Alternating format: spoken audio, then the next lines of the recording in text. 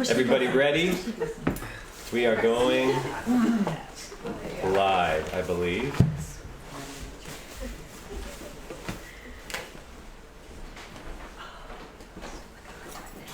Starting.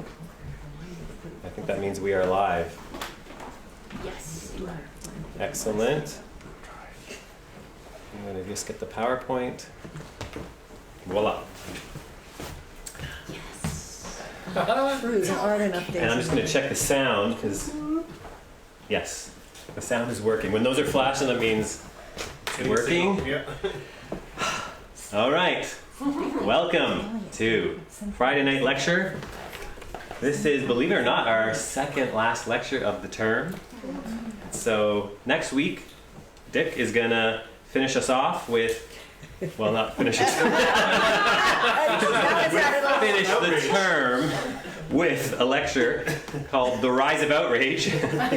And this is the blurb for it.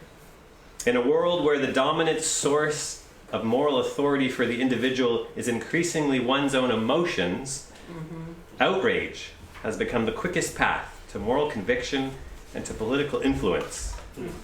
How should we understand this and respond to it? I want to know the answer. So does Dick. He's still working on it.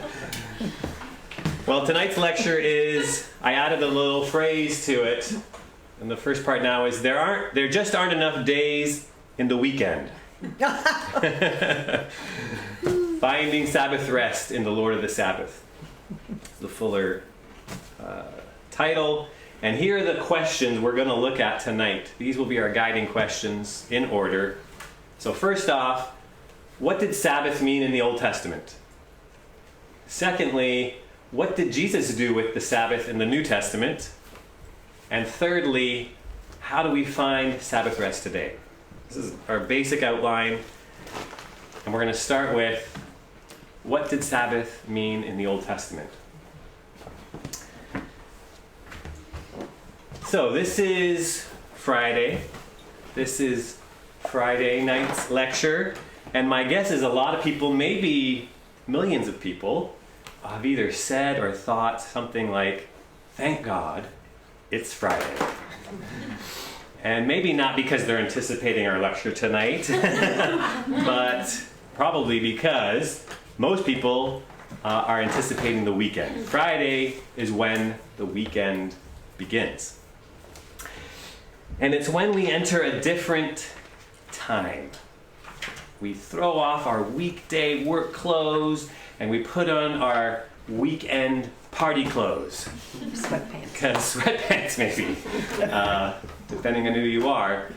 Because you're entering a different time, right? This is work less time. When we have time off, downtime, free time, when we can do whatever we want in our own sweet time. That we hope is going to be a good time when we lose all track of time, and then suddenly we're all out of time. And we're going back into weekday work time. So there's just not enough days in the weekend. Now my guess is most of us would think the weekend is a good idea. That whoever came up with this idea, they should be acknowledged, honored, thanked. Well, that happens every Friday when someone says, thank God it's Friday. If only we meant it. So as far as I know, the first time in recorded human history that we ever see something like a weekend is with the Jewish people. That's something to pay attention to. So this is one of the main things that distinguished them from other cultures. In fact, they were even ridiculed for it, being labeled lazy. They had a lazy day. Lazy Sunday. Everybody remember that from Saturday Night Live? It was Lazy Saturday, though, for them. And yeah, there's no other culture that we know of that had this regular, every 7-day, no work day. Something to pay attention to. Sabbath actually literally means stop. Just stop. Stop, especially working for a day. And in fact, the words Saturday and sabbatical, they derive from the Hebrew word for Sabbath. The original Sabbath was Saturday. It's the culmination of the week. It's the end of the week. It's the week end. But this day changed, or rather expanded, with the coming of Jesus. Because there just weren't enough days in the weekend. So the first people to follow Jesus were Jews who had the Sabbath, right? This was a day of rest for them, who rested on this day. But then these Jewish followers of Jesus started gathering on Sunday because they were convinced that this day was the day that Jesus rose from the dead. And so they started gathering on the Lord's Day, they called it. And of course, the historical evidence for this is substantial. If you haven't read the evidence for it, you need to. N.T. Wright is one of the best people, I think, on this. His work, he has larger works on this and shorter works, depending on how much time you have. But those are worth reading to give you confidence in this reality, this historical event. But back to Sunday, at first Sunday wasn't a day off. And Christians weren't fighting for it to be a day off, right? Again, they were mostly Jews. They were already meeting on Saturday for the most part, on their Sabbath in the synagogue. But then they would also meet before work on Sunday morning, the first day of the week. We tend to think of Monday as the first day of the week, the beginning of the week. No, actually Sunday is the first day of the week. And then what happened is over time, over centuries, that day started looking more and more like a Christian Sabbath. Not because that was laid out in the New Testament. We'll get into some of that. But that's just kind of what happened over time, as especially more and more Gentiles became part of the church, became the vast majority of the church. And so then eventually over centuries, that day ended up becoming a day off, not just for Christians, but for the larger culture. And so you first have the Jewish holiday, a day off for them, then for Christians, and then both days off for the broader culture. And voila, you have the weekend. That's a really short version. Oversimplified version, there's lots of ups and downs in that story. But it's important to know the roots of the weekend go back especially to the Jewish Sabbath. Now, it's been said the Sabbath is one of the greatest gifts of the Jewish people to the world. But I think the Jewish scriptures would say, actually, it's the greatest gift of God, or one of the greatest gifts of God to the world that came through the Jewish people. And the story of how that came about is, again, in the Jewish scriptures. Lots of S's in this talk. And what we call the Old Testament, that are in fact also the Jewish scriptures. Now, before we just get into that, I want to recognize that not everyone has experienced the specialness of Sabbath, whether that be a Saturday or a Sunday or any day. Of course, there's some of us who just don't know when to stop working. We don't know how to stop and enjoy ourselves. There's other of us who have memories of these long and exhausting church activities that go on from morning till night that are far from restful and refreshing. And then there's other of us who have memories of a lot of restrictions on Sunday. Maybe we're the same people and we can't do anything fun. Can't listen to certain music, can't play certain sports, can't buy certain things. It's mostly about restrictions. And then others just imagine the Sabbath as this undesirable bondage that Jesus now frees us from. And there's lots of that, I understand. But I also know more and more people are seeing, experiencing, longing for the goodness of Sabbath and Sabbath rest. There's been a shift that's been happening. Someone who's helped with this shift has been Abram Heschel. He was he's no longer alive. I think he died in 1972. that he was a Jewish rabbi, philosopher, scholar, author, activist, but he helped people to see the beauty of the Sabbath. As he put it here, the Sabbath isn't just some interruption in our week. The Sabbath is an ascent to the summit. It's something like the closest we can get to paradise on earth. That's kind of how his book reads.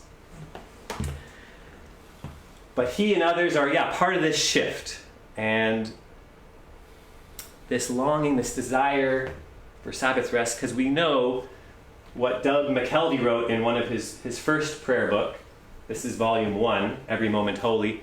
Volume 2, you can pre-order now, by the way. It's going to be on suffering, grief, and hope. Pre-order.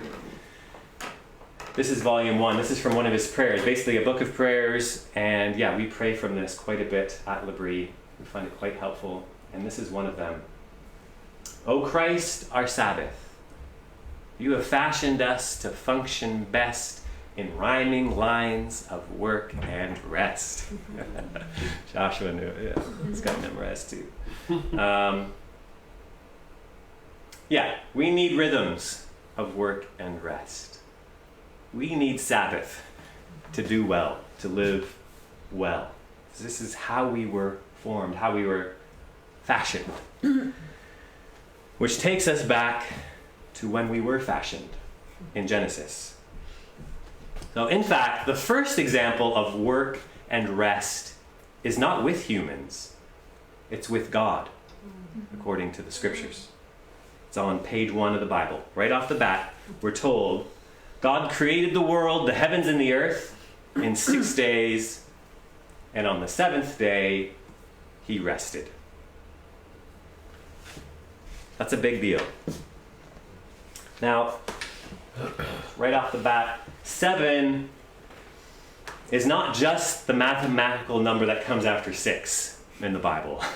7 is more than a number in the Bible. In the Bible, 7 means something. It means fullness.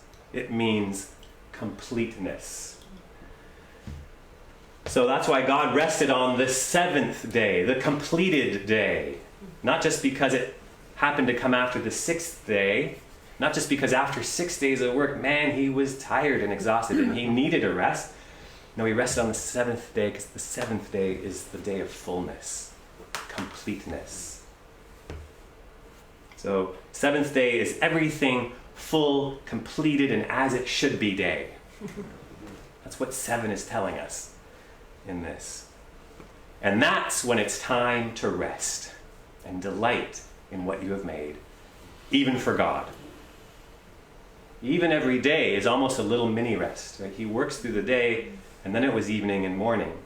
But at the end of the day, what does it say he does? He saw that it was good. His rest is not just sitting there exhausted. He's delighting in the works of his hands. That's something of what we need to know and keep in mind. So, the non-working, resting weekend wasn't our idea. It was God's idea. And he was the first one to practice it. And it was his example that Israel was called to follow.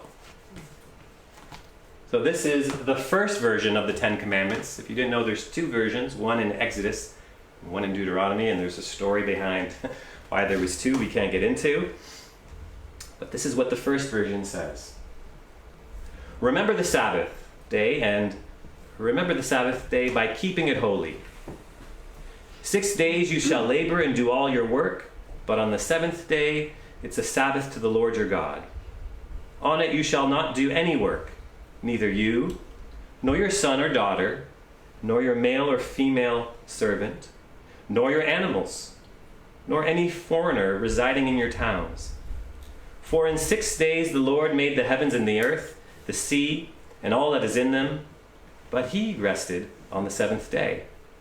Therefore the Lord blessed the Sabbath day and made it holy.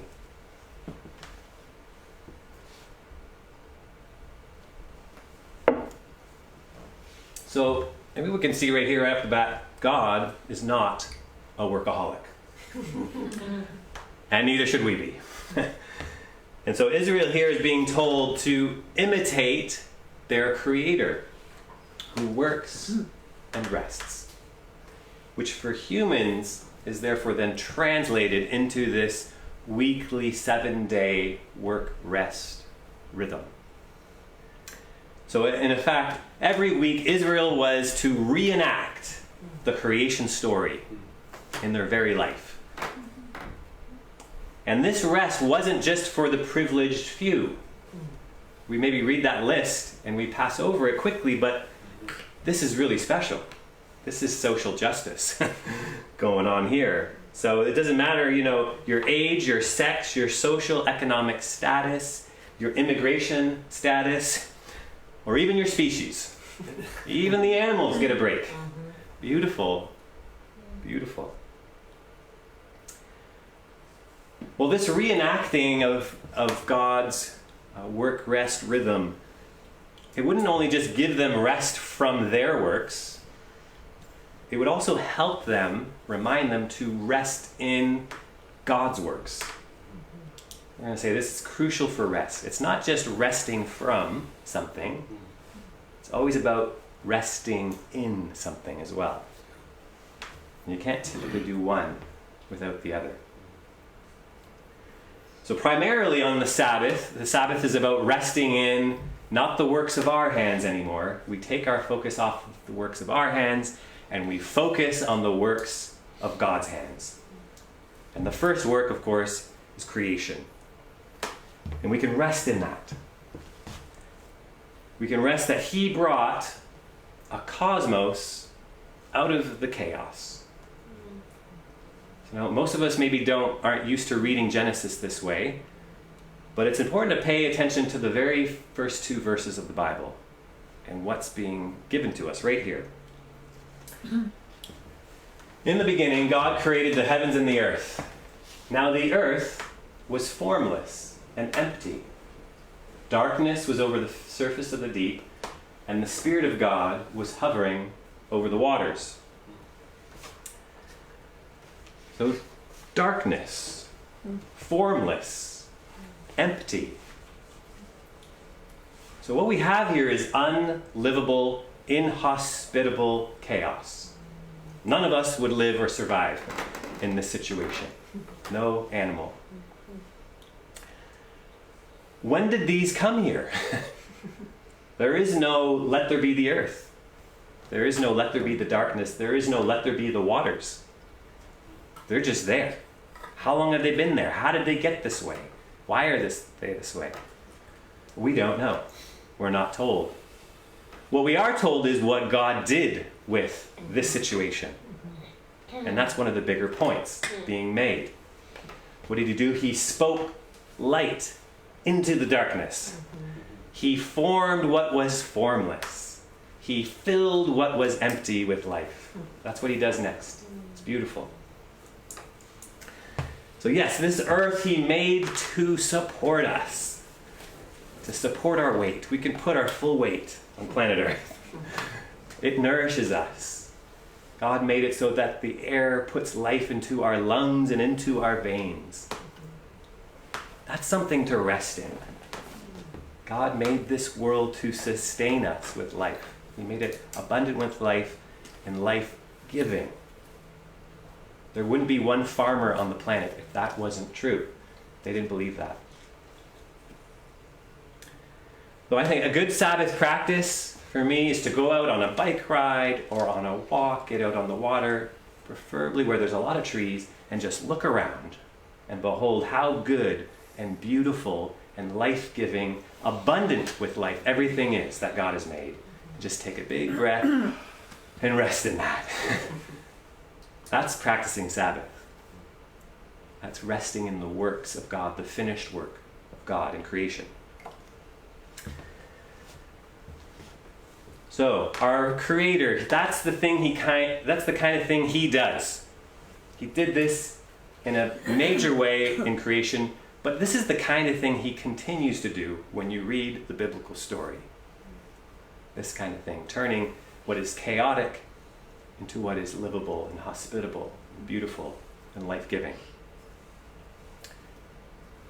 I remember a time when we lived in Switzerland and I was sitting with Anna. We were on the edge of Lake Geneva. And we were just sitting there weighed down by a lot of stuff. Just stuff that seemed beyond our abilities. And then we just looked out here. We looked out at the lake, the beautiful Lake Geneva. And then in the background you have the Swiss Alps. And it was a bright sunny day, blue sky. And we just imagined how at one point this was all darkness. Formless, empty. And God did this with that. And if he could do that with the cosmic chaos, he can handle our little chaos. Suddenly our problems didn't seem so big and impossible. We were learning how to rest from our works and rest in his works. That's part of what we're to do for Sabbath as we look at creation. Back to number 7.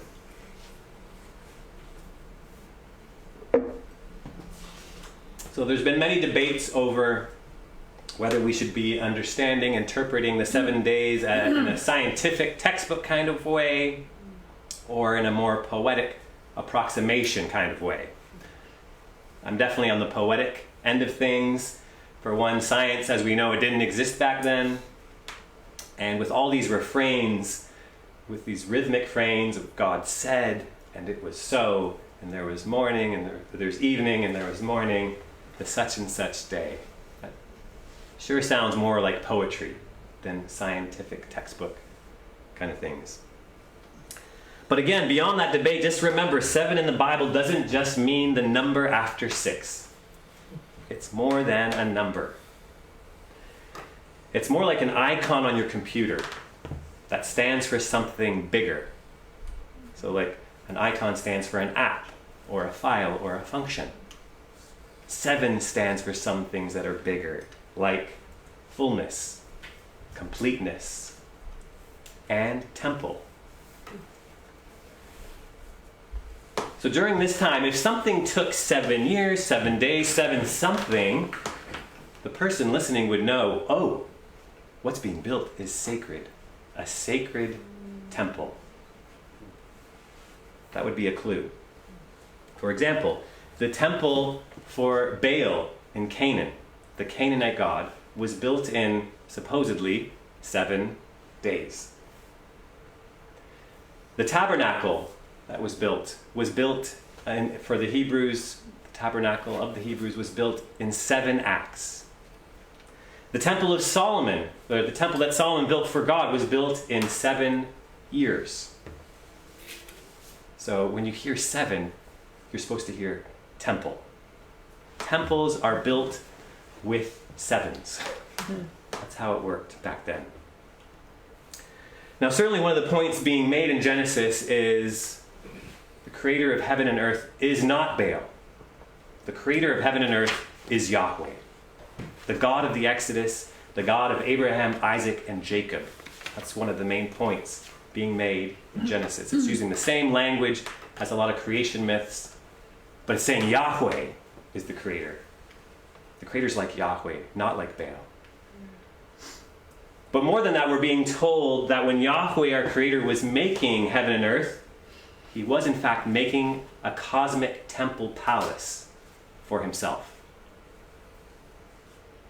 To rest in and to rule from.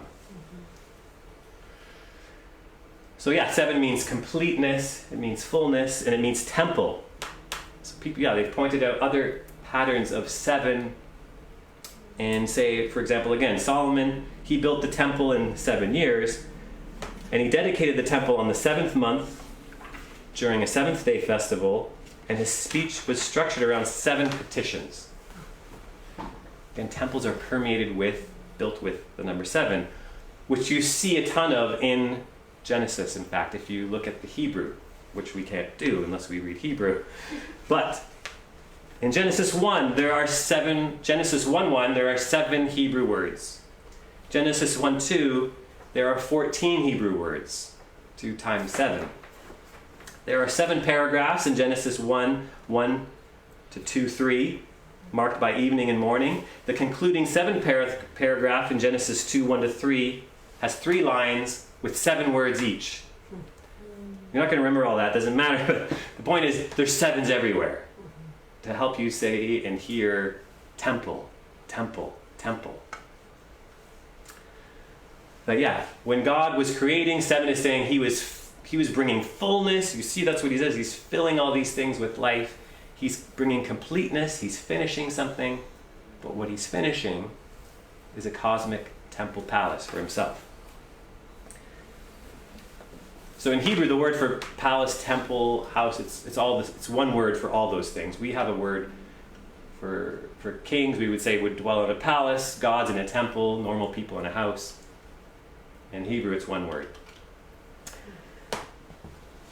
But there are numerous other clues in these chapters that indicate when God is creating, he's doing this, he's building a temple. And one would be, for example, during this time, if a temple was made for a god, one of the last things you would do you would put an image of the god in the temple. And then there would be this ritual that would supposedly put the life of the god in the image. And then it could function as the image properly. Doesn't that sound familiar? God makes his cosmic temple palace, and then he makes his image, Adam and Eve, which represents every human being as well. We're all made in the image of God. And then he fills them with life, his own breath. And they are there to rest and to rule with him. That's what they were supposed to do in his cosmic temple palace. Now, I can't go into all the details. There's a ton where you could see the Garden of Eden is something like a Holy of Holies.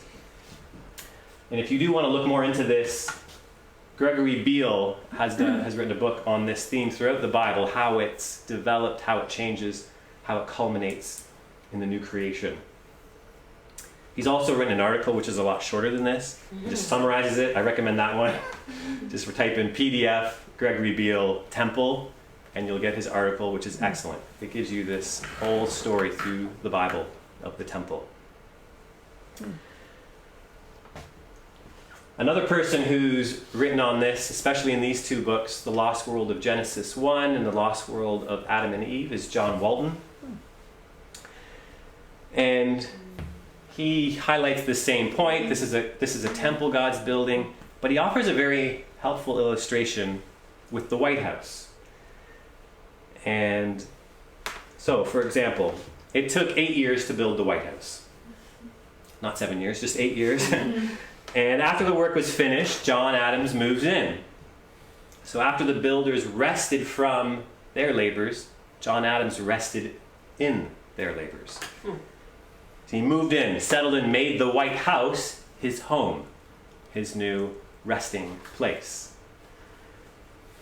So in the same way, when God was finished with the works of his hands, he rested in the works of his hand. After he finished making his own cosmic White House, so to speak, he made it his home. He moved in so that this would be his new resting place. But the important point here also to make is that, for example, when John Adams moved in to make this his resting place, he didn't just do that so he would just put up his feet on a footstool all the time. He did it so now he would rule from this place of rest. So in the same way, God builds his cosmic White House to put up his feet on the footstool. That's another way God describes the earth, as his footstool to rest in. But the purpose of that is so that he would rule from this place of rest.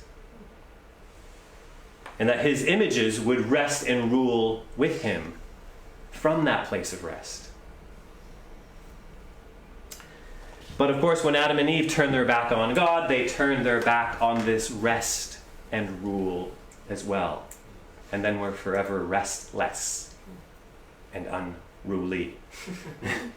And of course, they represent us. And so we know very well what it means to be restless and unruly, because we too have turned our backs on God. Well, it's a long time until we hear about Sabbath again. It's not until the Exodus. I'm just going to take a little drink because my throat is dry.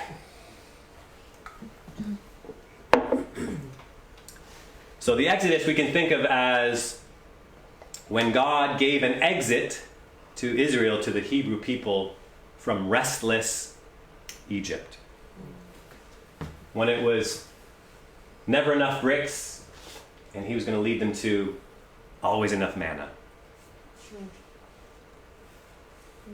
So in Egypt, Israel, the Hebrews, they were in a bad way, right? They were slaves making bricks for Pharaoh. And by the way, I just want to highlight Walter Brueggemann's book here, Sabbath as Resistance, Saying No to a Culture of Now. It might even be better to say saying no to a culture of consumerism, what he kind of sees as like the new slavery of our day in us in the West. A lot of what I got here, especially the focus on economics, I got from him. This Never Enough Bricks. It's an excellent book in that regard, if you want to read. It's in seeing Sabbath as something even prophetic for our culture, for our day. Back to Israel, though. They were back in Egypt making bricks for Pharaoh all day, every day. There were no weekends in Egypt. No rest. Bricks in Egypt were used to build storehouses for grain. And these storehouses were something like the banks of their day. Grain was the currency. It represented wealth. So more bricks equaled more grain, equaled more power, wealth. So there were never enough bricks. Which meant for slaves, there was no rest. You were going to be working yourself to death. Literally. No weekends, no Sabbath. Only oppressive, restless work. Well, God is not like Pharaoh. God is good. And God is a God of rest. So he comes to rescue them from this terrible living, working condition and leads them through the wilderness into the promised land, which is described as a land of Flowing with milk and honey. and rest. Yes. Milk and honey is there too. But on the way, even before the land of rest, he starts introducing them to the land of rest in the wilderness, where typically you would have to work very hard just to survive. He starts introducing Sabbath rest to them, first by giving them really easy work to do in the desert, in the wilderness. He starts giving them manna to eat. And all they have to do is collect it. That was their job. It's a pretty easy job. It was much better than building bricks all day, every day. And then on the sixth day, he would give them twice as much manna as they needed for that day, so that they didn't have to work from their really hard job. The next day, he gave them a rest, so they could rest for a whole day.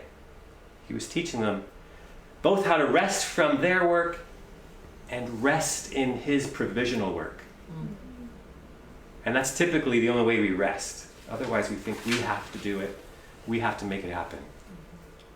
But this story is for the Jewish people and for us to know we can trust God to give us enough manna for the day. Give us our daily bread, our daily manna. And this summer, we had a sabbatical. We took off this summer, many months. And of course, the big question at the beginning was, without student fees, how are we going to pay the bills? How's this going to happen? And is God going to do this? And the answer was yes. He did provide, he made up for the student fees that we weren't going to get right at the beginning of our sabbatical. So we could rest in that.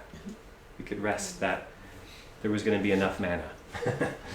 And it's beautiful. It was a beautiful gift to us. He still does this kind of thing. We can trust him for it.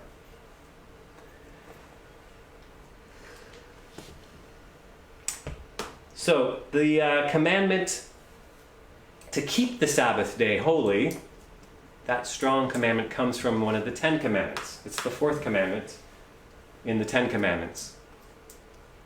And in each version, there's two versions of the 10 commandments. Both of them start with, I am the Lord your God who brought you out of the land of Egypt, the land of slavery, the land of overwork, of restless work. Both of those start the Ten Commandments. We're supposed to hear that. Grace first, redemption first. Then we live out the Christian life or the Jewish life at this time. So the first version is connected to creation, even though it's also connected to the Exodus at the beginning of the Ten Commandments. The second version, the Exodus, is emphasized again. So it's almost the exact same thing, and it says, "Remember that you were slaves in Egypt, and that the Lord your God brought you out of there with a mighty hand and an outstretched arm. Therefore the Lord your God has commanded you to observe the Sabbath day." So hopefully you can see at this point how the Sabbath is relevant to life in Egypt. There's restless work, oppressive work in Egypt, and Israel's going to be a land of rest. Because things like the Sabbath, because God is God of rest. And creation and the Exodus aren't so different. Both of them are about God overcoming the chaos for life, for rest. So God overcame cosmic chaos in the creation. He overcame social chaos in Egypt and led the people into life and rest in both cases. So I think this should ask, this is a question we can live with, is in whatever sphere we are in, are we promoting Pharaoh's Egypt or Yahweh's land of rest? So for example, if we're parents or educators, are we making a day off from schoolwork possible or practically impossible? I hear a lot of stories where it's practically impossible to have a day off from studies. That's more of Pharaoh's way, I think, than Yahweh's way.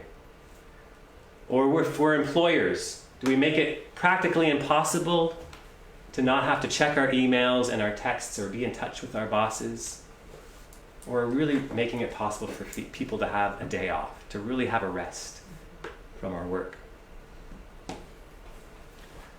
Or are we working 7 days a week, not because we're forced to, but maybe we just take ourselves and our work a little too seriously? Or maybe we're like Pharaoh, and we just have in our hearts that there are never enough bricks. And we haven't learned the truth that there's always enough manna from Yahweh.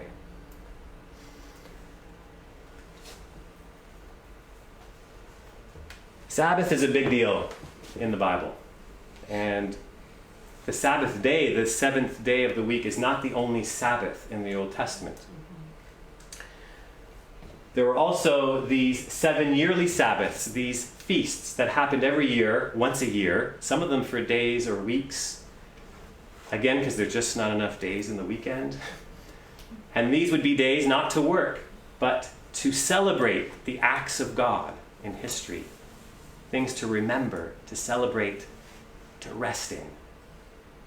And also anticipate, as God has done in the past, we can trust Him to do in the future. We can rest in that. Not only were these 7 yearly Sabbaths, there was a 7-year Sabbath. Every 7 years, they were to set slaves free. They were to forgive debts. They were even to give the land a rest for a whole year. Then, every 7 times 7 year, this was a special Sabbath year. This was the Jubilee, where all the other things from the 7-year Sabbath happened, as well as if you lost your land for some reason, you got it back. In this year, all was restored, all was forgiven. The Jubilee.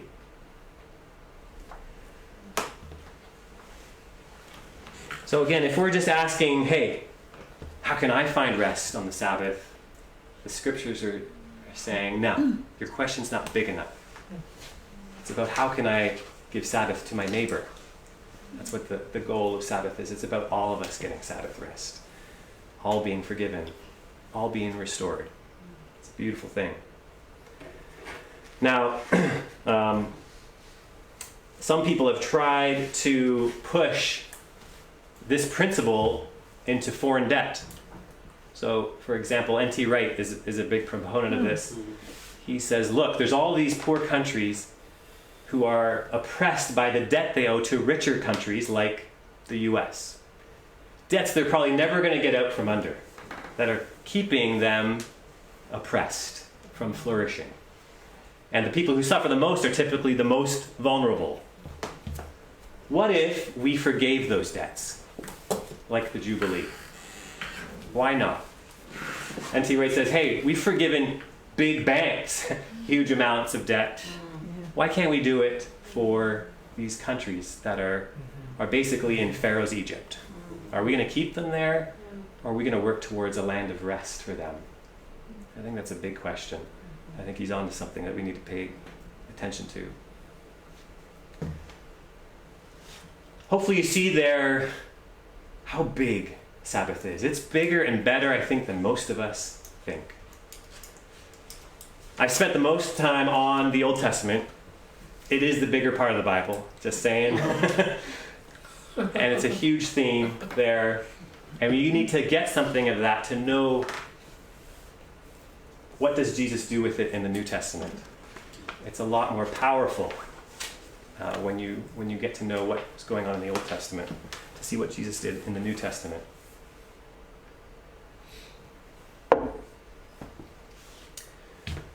Surprisingly, out of the 10 commandments, every commandment is restated in the New Testament as a command, except the Sabbath. The Sabbath is the only one where you're never going to read from Jesus or Paul or any New Testament writer. You never hear any of them say, keep the Sabbath day. Now, it's still true, O Christ, our Sabbath, you have fashioned us to function best in rhyming lines of work and rest. We still need rest.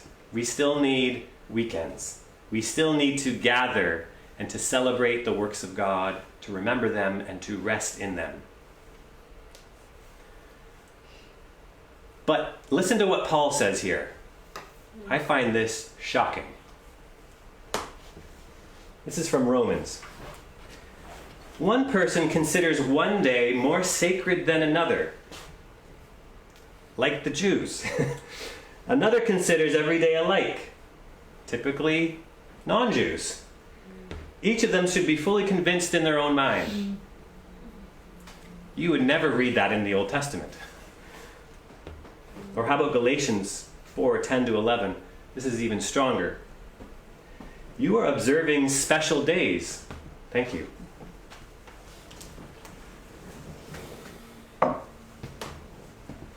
Special days, months, seasons, and years. It kind of looks like that. And then when he says, I fear that somehow I've wasted my efforts on you. What happened? Paul, he's a Hebrew of Hebrews. He knows the Old Testament like nobody else. What happened for him to say something like this? Well, of course, Jesus happened. This is what he says in Colossians. Therefore, do not let anyone judge you by what you eat or drink. These are the food laws.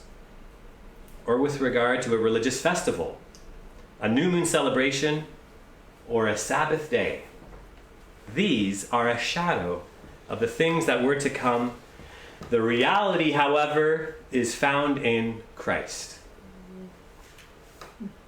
That's why he said what he said in those other verses.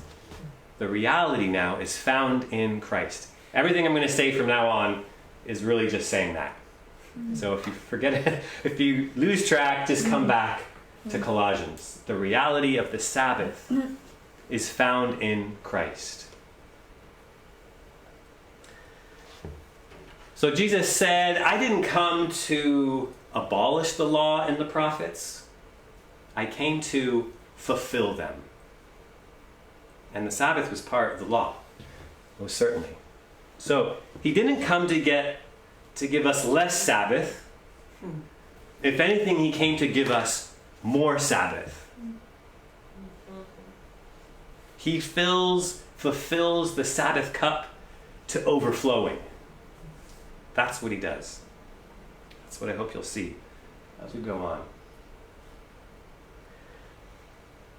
Right at the beginning of Jesus' ministry, he starts off, he's in a synagogue on the Sabbath, and he reads from Isaiah 61. And this is what he reads. "The Spirit of the Lord is upon me, because he has anointed me to proclaim good news to the poor. He has sent me to proclaim liberty to the captives and recovery of sight to the blind, to set at liberty those who are oppressed, to proclaim the year of the Lord's favor."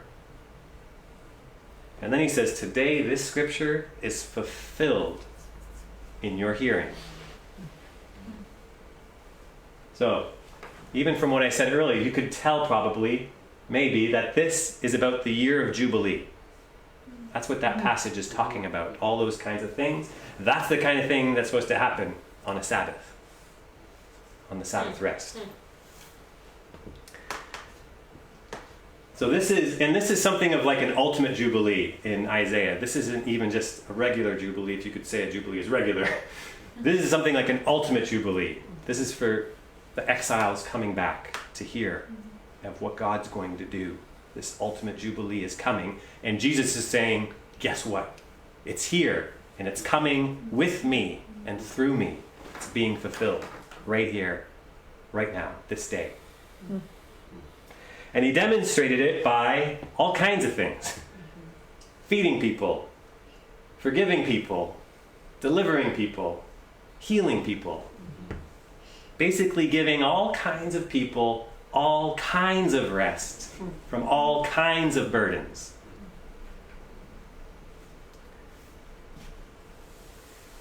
Mark Buchanan has this excellent book on Sabbath called The Rest of God, Restoring Your Soul by Restoring Sabbath. An excellent book. We've given this to a ton of people here. We've really been blessed by it. But he said in here something that stuck with me ever since I read it, is that when Jesus was healing somebody on the Sabbath, which he was very intentional about doing, what he was doing was showing us the day's true intent. That's what the Sabbath was about.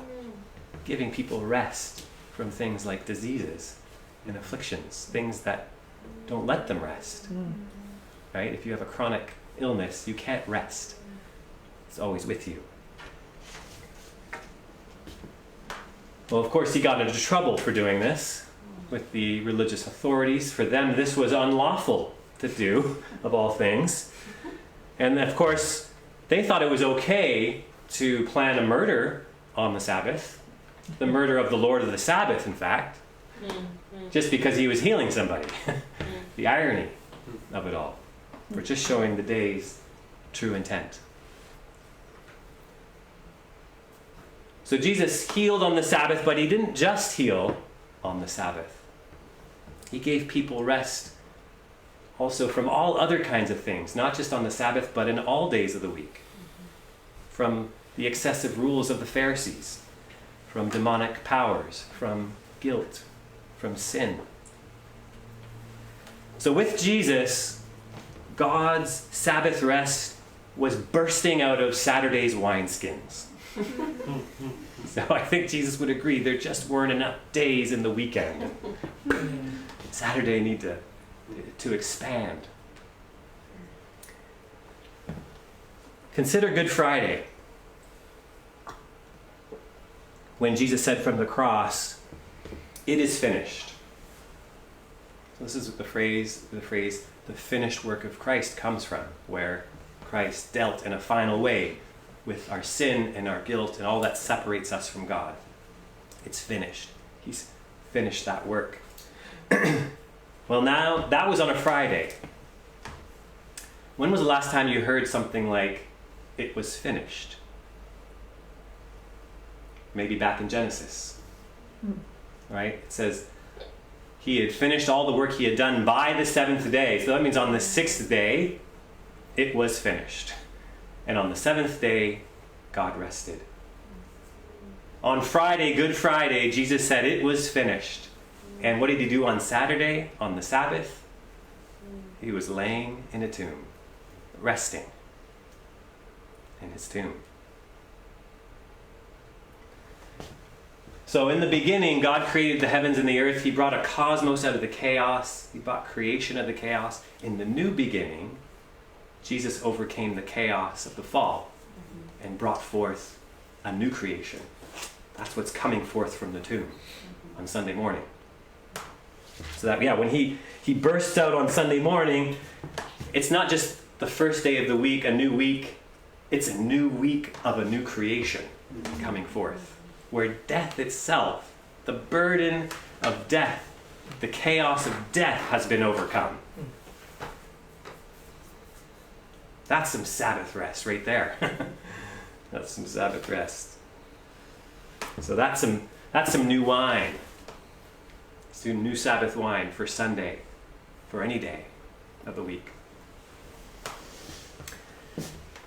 Yeah, we need to thank God. It's Friday, but I think we need to turn that into thank God for Good Friday and for all that it's brought us. Which brings us to the final question. How do we find Sabbath rest today?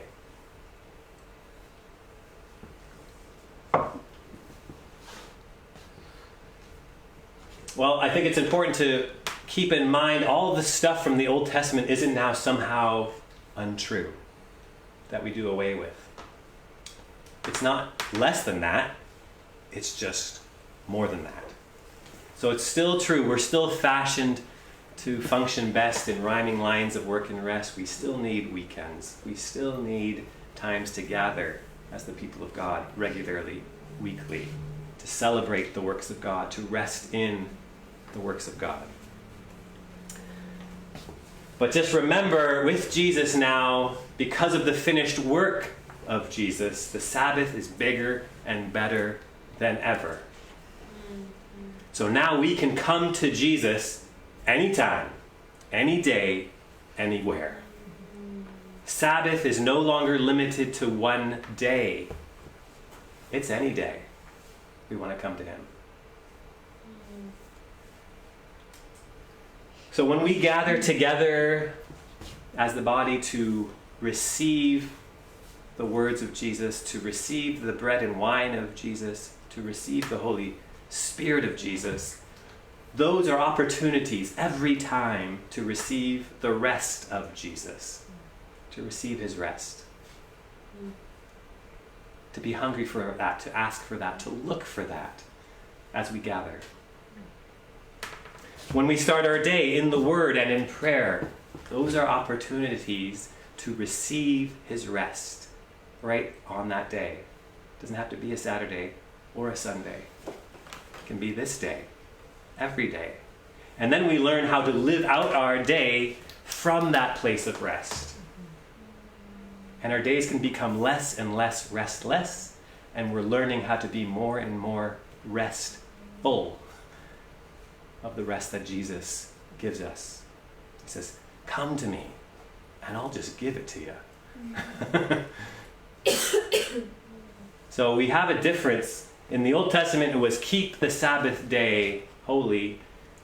And in the New Testament now, Jesus says, come to me, and I will give you rest. In Hebrews, we have a command to enter the rest. Enter the rest of God. There remains then a Sabbath rest for the people of God. For anyone who enters God's rest also rests from their works, just as God did from his. Let us therefore make every effort to enter that rest. Hebrews 4:9-11. Yeah, this brings us again back to Genesis when God rested. Sabbath rest is about joining God in his rest. He rests, we rest with him. That's what Sabbath rest is about. And we're going to rest with God, look forward to resting with God with an eternal rest, right? So back in Genesis, you go back there and you look, every day has, and it was evening, and it was morning, such and such day. Every day, but the Sabbath. Evening is not mentioned. You can look for it. You're not going to find it. A lot of people see this as a promise from God. that one day, this weekly day, is going to turn into a day that never ends. This weekly rest will become an eternal rest. And that's certainly what we see by the end of the Bible. And of course, the claim of the New Testament is that in and through Jesus, we enter that rest with God. We rest and rule with God in Jesus, in the Lord of the Sabbath. So, we're going to enter that one day fully and finally, but in the meantime, we're not just left looking for that rest. We can already start to receive that rest here and now. Get a foretaste of it. Grow in it. So the already not yet, if you've heard that, is at work here too. We already received the rest. We're not fully entering that rest yet. But we can grow in that. We can come to Jesus and learn how to receive rest from him even now, anticipating that day when we will enter it fully and finally. So there's always going to be a little restlessness in us, I think. But it can become less and less. And we can become more restful and full as our days go by. N.T. Wright has one of the best chapters on how Jesus fulfills the Sabbath in the New Testament. I found this is one of the greatest weaknesses in all the books I read about the Sabbath. What about Jesus? What about what he did with the Sabbath? How he talked about it? What's going on there? N.T. Wright's book, this isn't even a book on the Sabbath. It was just some chapter. He was giving an illustration. It was so good. I highly recommend it. I have the book here if you want to borrow it. What's the name of the chapter? The chapter is... Case Study Sabbath? Case Study Sabbath, yeah. Okay. The book is Scripture and the Authority of God, for those listening to the podcast. But he says in here that, all right, in the New Testament, Jesus is presented as a living, breathing, walking, talking temple. It's one of the things you got to get. And again, that goes back again, remember, to Cosmic Temple Palace. That's part of the story. It's a really important one to get a hold of. He says, in the same way, Jesus is a living, breathing, walking, talking Sabbath. We no longer find rest in just a day. We can find rest any day in this person, the Lord of the Sabbath. O Christ, our Sabbath, as that prayer said. So N.T. Wright says, just like you don't need to light candles in a room when the sun has risen and the light is pouring in and flooding the room, in the same way you don't need to keep lighting the little Sabbath candles anymore when the Lord of the Sabbath is here, pouring out his rest into whoever would receive it. We simply need to come to him, stay with him, and learn from him. All those three are important. We usually hear the first part, but not the other two. Come to me, he says, all you who are weary and burdened, and I will give you rest. This is a gift. Take my yoke upon you and learn from me. For I am gentle and humble in heart, and you will find rest for your souls. For my yoke is easy and my burden is light. Think back to the Exodus in the wilderness. That was Jesus at work. The Son of Man is Lord, Sabbath. Sorry, real quick. It was come to him, and then what was the second one? And then stay with him? Come to him, stay with him, learn from him. Oh, there you go. Yep. Which I'll mention in a bit. We have about 5 more minutes. So, Jesus is not like Pharaoh. He's not like the Pharisees. He doesn't work us to death. His burden is easy, light. He doesn't give us these huge pointless rules, burdens, and not willing to lift a finger to help us.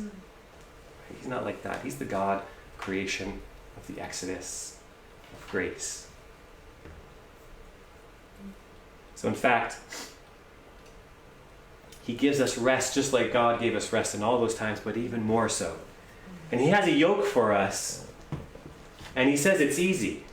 A yoke doesn't look like an easy thing. This is a yoke. This is what you put on an ox so they can You can put a tool on them that's going to help plow the field. This is a yoke. This is a double yoke. There's one of these in the Swiss Library Library over the fireplace right there. And the idea being, well, Jesus is on one side and we're on the other. We're yoked to him, but he's carrying the greater weight. So that's why the yoke is easy and the burden is light. If it's getting heavy, it's either because we're trying to carry the weight or we've got a yoke that wasn't from Jesus. We need to ask, what is this yoke? Is it from Jesus? And I'm letting him carry the weight, the majority, or is it me? And I came across this painting that helped me imagine how Jesus does carry the greater weight. And this is, if you can see, the cross and a yoke brought together. And you can see how in this, Jesus is carrying the weight, the majority. Her work is simply to cling to Jesus. And even that, he's got his arm around her, holding her. His is the greater work. When I go out on a prayer walk, I love going on a prayer walk in God's cosmic temple palace. If you like going on prayer walks, you get what I'm saying. It helps me to pray when I go out there. I find myself more and more saying, yours is the greater work. Yours is the finished work. Yours is the ongoing kingdom work. Yours is the almighty, overcoming, awe-inspiring new creation work. That's something to rest in. That's what we can rest in. But to rest in that, we need to come to him and learn from him how to do that. I think, again, that's what I was trying to say earlier. We've heard this passage many times. I don't know how much we've heard the learn from me and how important that is for the rest. You need to learn from Jesus how to rest in Jesus. You learn from these scriptures what you can rest from and what you can rest in. You need to come to Jesus, which is mostly coming to him through these words and learning what we can rest from and what we can rest in. So, for example, we can just rest from trying to make ourselves significant by some impressive job or accomplishment or bank account or beautiful body. Jesus' works have already made us significant. He's already made us in his image. We're already those for whom he died. It doesn't get more significant than that for a human being. We can rest in that. He teaches us how to rest from the exhausting work of justifying ourselves, of endless excuses for the things we've done wrong. We don't have to do that. We can rest in his justifying work. He justifies us. He justifies the ungodly. We can rest from this crazy idea of trying to love and change the world. That is not our side of the yoke. That is God's side of the yoke. Jesus says what you're supposed to do is just love your neighbor. And we learned from Ecclesiastes this week, we can rest from the futility of trying to make ourselves or our work into something permanent or immortal. That is God's work. That's his side of the yoke. That's his resurrection work. He is the God who seeks out what slips away and makes all things new. That's something to rest in. We have a lot to learn from the Lord of the Sabbath. What to rest from, what to rest in. O Christ, our Sabbath, you have fashioned us to function best in rhyming lines of work and rest. And it's still true, our hearts are restless till they rest in you. Amen. That's what I have prepared. Thank you for listening. I want to mention the Bible Project here in a moment we're just going to have some questions, some discussion, comments. But I mentioned N.T. Wright being one of the best people I've read on what did Jesus do with the Sabbath. One of the other best resources I've come across is the Bible Project. Their video, they have a 5-minute video on the Sabbath. I may show that at the very end if I can figure out how to do it. But in 5 minutes, they take you through Sabbath, through the whole Bible, in a beautiful, powerful way. So if you forgot things I said tonight, this will sum it all up. And they have a bunch of podcasts on every aspect of the Sabbath, from the Old Testament to the New Testament. Super helpful, very good, very helpful. So if you want to get deep, you can go deep sea diving. You want to play in the shallow end, there's a 5-minute video.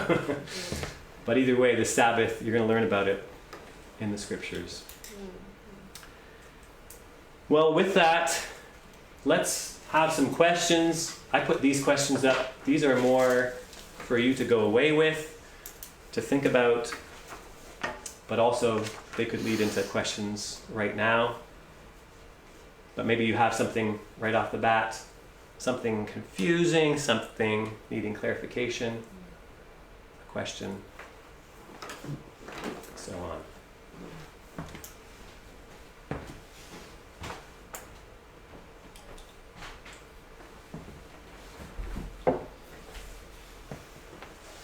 Tara. Yeah, I think I hadn't really made the connection in Genesis 1 and then with the it is finished about work being completed, because I think so much of our lives, like, projects are rarely completed, or life is rarely like finds a sort of completeness, and so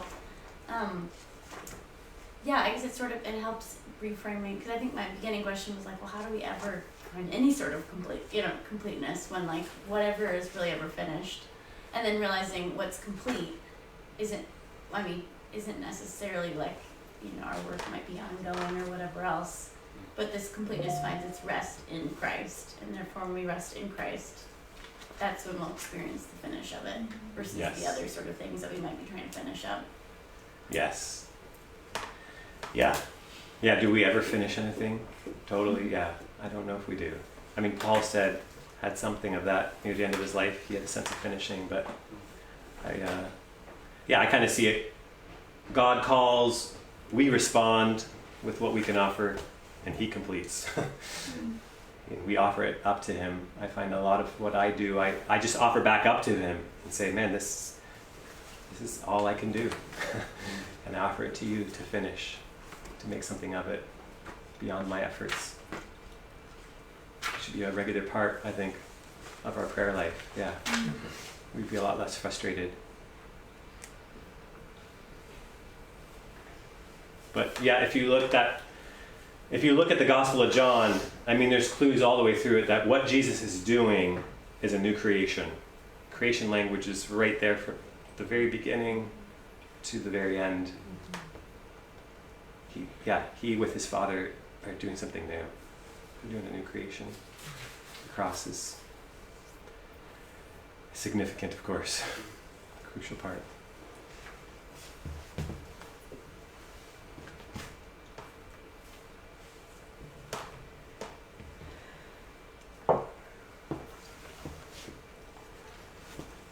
At the very end, you mentioned Ecclesiastes specifically about not trying to make ourselves, immortal or like lasting forever. Do you have like specific like verses for that, or is it just the general like?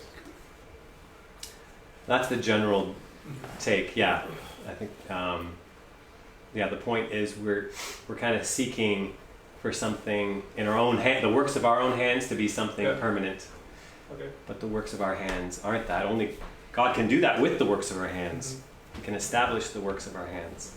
But we need him to do that. That's not just something we can do. But yeah, this was, I remember somebody came to Swiss Library and he was telling me about all these friends of his who were trying to work towards making humans immortal, and who really think they could do it. I mean, they're going for it. I mean, they're working their tails off. And it's just like, you don't have to do that. It's already been taken care of. You know, you're working for something that's already been solved.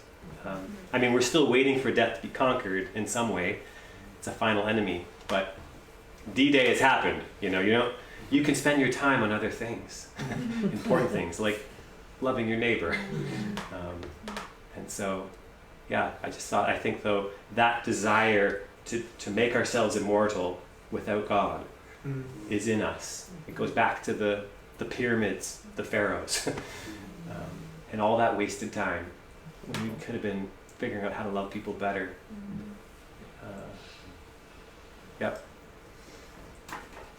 I think that's what Sabbath rest does. It lets us know what we don't have to waste our time on.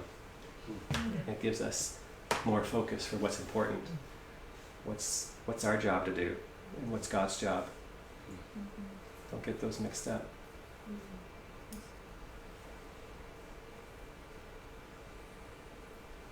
Dick. Just to, I wonder if we can clarify with Genesis 1:1 and 2.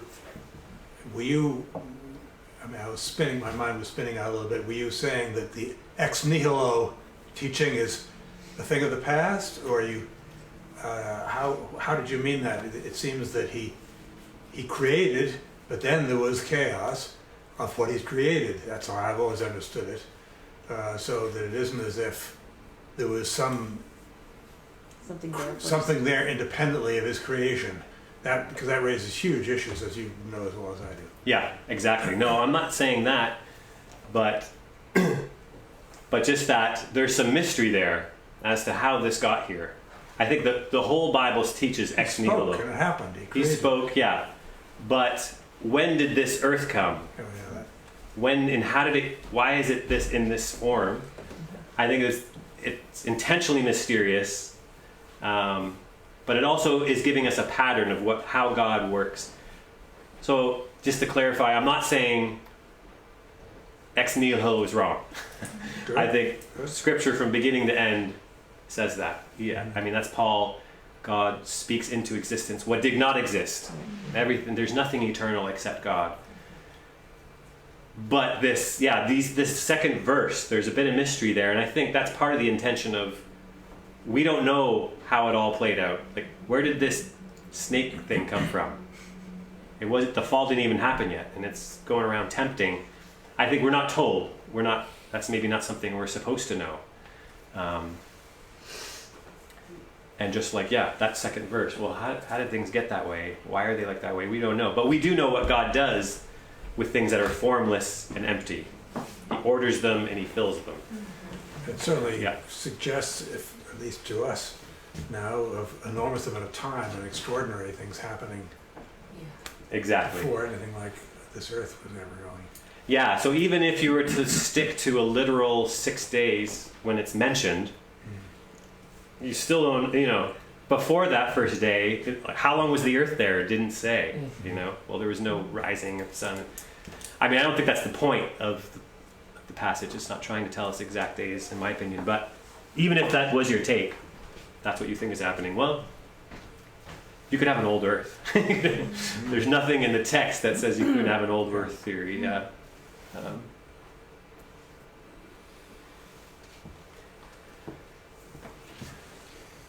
Dick, yeah. It's a totally different direction. What have you worked out as for you and your family as a way to make this real in the way you actually do Sundays or Saturday, whatever you? How do you? Or Thursdays here at the tree. Yeah, well, that's a point already. Because you're partly a pastor. And how do you? What have you worked out for? That's an important point as well. Yeah. It's not a fixed day, but it is a 1 in 7. 1 in 7 is a pattern. Yeah, that's a creational pattern, it seems to me. So I think you can't get out of that. You're going to do better with a 7th day rest, and you're going to do poorly without one. So it's wise to keep a 7th. So we still try to keep one day where we're not doing our regular thing.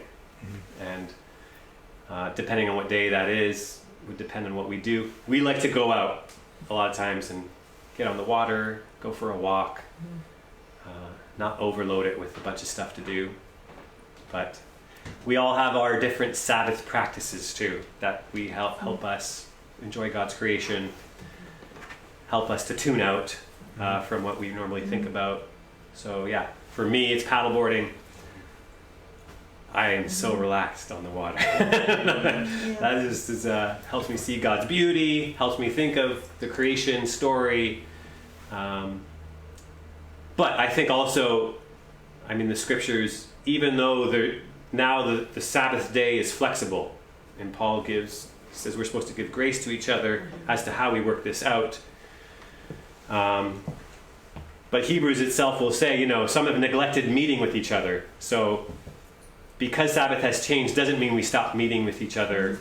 That's usually, someone's going to walk away from Jesus eventually when they stop meeting with the people of God on a regular weekly basis. So for me, I'm still for gathering on Sunday. It's great we have this day off. We live in a time in history where we don't have to work on Sundays. Why not? And if you can't gather on Sundays, you can gather on other days. It's not a fixed rule. But Marty. Well, I was just thinking, we're barraged, where we get so barraged with the news, with data, with all huge amount of information overload that we can't do anything about, a lot of it. And I wonder whether, particularly in our culture where screens are such a huge part of life, whether that wouldn't be a wise thing to put aside one day a week. I mean, I think for some people it's more of an addiction, obviously a real addiction for some people. Yeah. For others, not really an addiction, but still something that you feel insecure without that phone. Yeah. And whether a good Sabbath practice wouldn't be to lock up your phone and unplug your computer. I don't know. For many of us, and turn off the news. I mean, I find the news, I feel very torn because I feel like I need to know what's going on in the world, and it's really hard to even know when you're here what you're hearing, how much of it's alternate realities. It isn't actually even true. It's so hard to know, and that I find can be unbelievably rest destroying. Yes. Mm-hmm. Yeah, I think that's where the rhythms of work and rest, I mean, certainly there's a seventh day rhythm of work and rest, but there can be a daily work, rest with rhythm and for things too. Yeah, like our gadgets. I mean, I've heard countless stories of people saying, man, how much their device gets them anxious and far from restful. Yeah. And then when they just even have a few hours where it's just put away, they can't believe how much better they feel. And that can apply to so many different things, but I think there's that sense of never enough bricks, never enough information, never enough work, and when that's at work, we need to check. I mean, that's what a regular rhythm, regular rest can do for us. Which is what I like. Here when we have a discussion lunch, devices away. Right. You don't need to have them for an hour. And I'm thinking how you hear so many parents. We're beyond this now. Our kids are all grown up, and there were none of those devices existed when we were raising our kids. It was a lot easier. But how many parents say, well, I can't make my child. I can't take this phone away. I mean, all their friends, they're it would ruin their life. Their friends all do this, but I'm glad I'm not a parent in that situation, but I'm sure that's a very real struggle for parents. It We're is. trying to, Yeah. And it's a big deal for kids. It's like they call it like their security blanket. So what? I can't be without my phone. Yeah. And to give them a sense, actually you can. It's not that big of a deal. And it's not that we've been without phones for a long time in history. Kids have been just fine without phones. But I feel like with COVID, it becomes even more of an issue. Because now, that's like their main way to contact their friends. Which is so wild to think about. Yeah, if you can't see people in person, it's really sad. Yeah. Yeah. Tara. Sorry to speak again. I don't know if somebody else had their hand raised Go there, for it. but I think the idea that creation comes out of chaos is really helpful, especially thinking about like last week's lecture, just political chaos situation that we're in, the chaos of COVID, and even like the idea that I actually think formless and void is a really bad translation because it's not really formless or it's not really void or empty. It's this like undifferentiated mass. There's like this substance that's chaotic. And so there's something about God creating out of this chaos that like I think it actually speaks really well into our sort of like current all sorts of situations because we don't have to look far to find chaos and for it to need to be ordered in some capacity. And anyway, so I just got a thought on that. Mhm. Yeah. Yeah, and the connection there with the Exodus too. When these stories were put together, something very similar was going on. God ordered their life out of Egypt. Even the chaos of the Red Sea and the deliverance beyond that. Yeah, There's through the just- waters. There's lots of similarities between Genesis and Exodus. I think Nate, and a couple over here, man. You know, when I was, I think 13, I got asked to play travel baseball, which would require my parents to like travel on Sundays Mhm. for baseball games around the Midwest, and my parents said no, just because it would have been restful for them to do all that driving, but that essentially like killed my dream of playing baseball like in college, just because like all my friends who played travel baseball, they're the ones that went on to play at the college level and that kind of thing. So I don't fault my parents for doing it because I totally understand it, but I know that's like a tension for a lot of parents Yes, now. sure Like is. for kids who have the dream of playing a Sports. college sport, you know, a smaller chance of maybe playing it professionally someday. Like you really gotta, you don't have to, but it really, really helps to play travel sports, which is a lot of times Saturdays and Sundays Yep. and costs a lot of money, but also costs like a lot of time as well too. So I was just wondering if you had any suggestions or thoughts for that. That's Yeah. a really good question. It's really good. Yeah, because I mean, I don't think there's anything wrong with playing sports on Sunday or Saturday or any day. But I do wonder how much sports are really enjoyable now.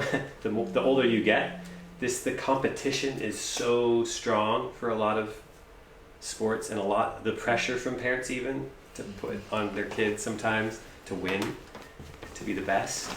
I wonder if that kills some of the joy these sports were supposed to have in the first place. And so that's part of it. Maybe not just coming from them, but even from just the broader culture. That I think when you're younger, maybe it's less so. But that's something to do. I think it's also good for kids to see we can't say no to something. Just because people are doing it doesn't mean we have to do it. And that if we're going to gather as the people of God, and this is the time and the day we do it, we see that as very significant, and that might mean we're going to have to say no to some things that are good, but that would just keep us from meeting with God's people. There might be other ways you can imagine that, and maybe you go to a church that meets on a Sunday evening or a Saturday night, but I just wouldn't. Sports is an idol for a lot of people too. So sometimes it feels like, I mean, I know a lot of people like who just, sports is the priority, and church, gathering with God's people, I can do that when I have time. But that has to fit around my sports schedule. And what's more permanent is our kids' sports. And so I'm against that as a Christian. But I think meeting with God's people is more important than our sports. But I think we should also try to get our kids to play sports. Sports are great things. Maybe others have a better response than that. Yeah, that's a hard one. My parents did the same thing to me. I swam competitively for many years, and lots of swim meets are on Sundays. And they would just talk to the coaches. I swam on a USS team, and said, she's not swimming on Sunday, period. She can swim in other meets, but not any of the ones on Sunday. Mhm. And the coaches kind of work with it. I mean, I'm sure I didn't have a dream like you to really take it seriously long term, but I think there was also a sense of, like Dave's, it was good for my parents to say, we have this freedom to say no. And you can be involved in other meets. Mhm. Did you see that at the time, or was it upsetting? You didn't like swimming, so. I felt kind of weird, you know, like I Yeah. had to tell people on the team, like I can't be there because it's Sunday. And, well, my dad's a pastor, so that was part of it too. But yeah, I probably reveled a little bit in like, I'm a radical Christian. So I don't think I was too mad at the time. I wonder if more, I mean, if more Christian parents were to sort of band together and go to coaches and Yeah. say, look, our kids we want our kids to play sports. Our kids want to play sports. We have a grandson who has played sports every Sunday for ages, and church has just become less of a reality in their family, for other reasons too, because of church choices and various other reasons. But you just wonder, there's a lot of church-going people around. I mean, and even in this state, there's a lot of Catholics and Catholic parents, and you think if ecumenical group of parents could, if it would do any good for them to try to pressure, put some pressure on coaches and sports teams and say, church is important to our families, and isn't there, can't we do something about this? Or my Yeah. dad would even say, why can't the meet be at 3? Why does it have to be at 9 a.m. or Right. 10 a.m.? Right, Like, exactly. That just seems really You just think of purposefully- enough parents Yeah. spoke up. Yeah. Maybe at least in some communities it might make a difference. Yeah. I don't know. That's a good point. Josh and Sarah, I don't know which one. What did you just say about this? Sort of a parallel Yeah. question. Yeah. I'm Okay. in the same place. Yeah. Thank you.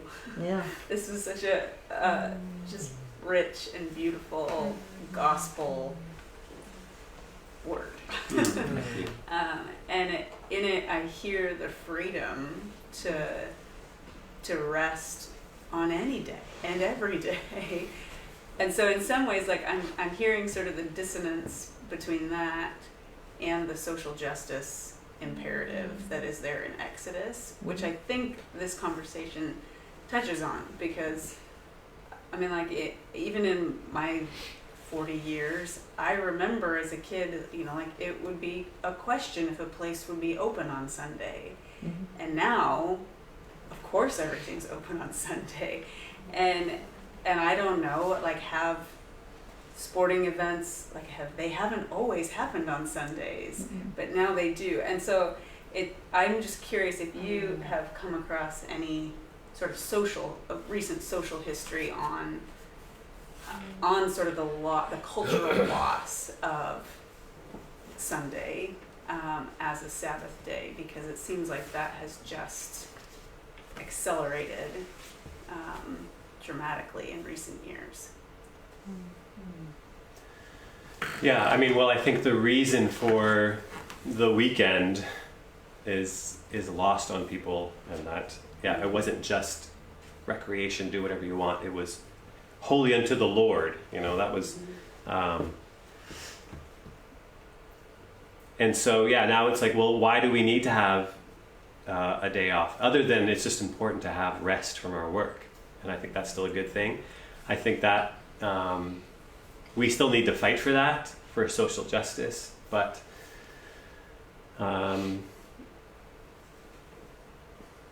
so tell me, clarify your question. I think I'm hearing, I guess, like in the sports question, like that's sort of recreation. Yeah. I mean, like, and I think there's also like a way in which we do recreation like we do work. Also, we don't actually recreate differently. I mean, like it may be a different thing, but the drive is the same. Yeah. And yeah, so maybe we could kind of keep that to the side. But yeah, I'm thinking about the social justice question of, you know, like there's not a day when everybody gets to rest.